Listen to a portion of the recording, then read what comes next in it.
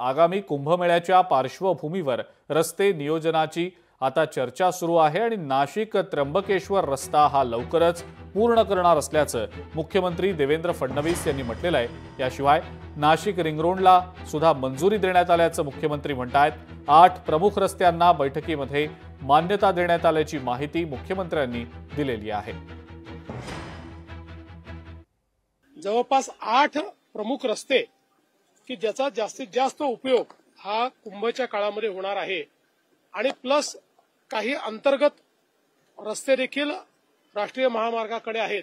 अशा सगळ्या रस्त्यांच्या विकासाच्या संदर्भात आज ही बैठक झालेली आहे आणि माननीय गडकरी साहेबांनी जवळपास या सगळ्या रस्त्यांना तत्वतः आज मान्यता दिलेली आहे। लवकरच त्याचा डीपीआर करून त्याला निधी उपलब्ध करून देण्यात येईल आणि ते काम देखील पूर्ण करण्यात येईल। यामुळे कुंभच्या काळामध्ये जो काही प्रचंड मोठा ट्रॅफिक अपेक्षित आहे त्या ट्रॅफिक करता विस्तारित रोड नेटवर्क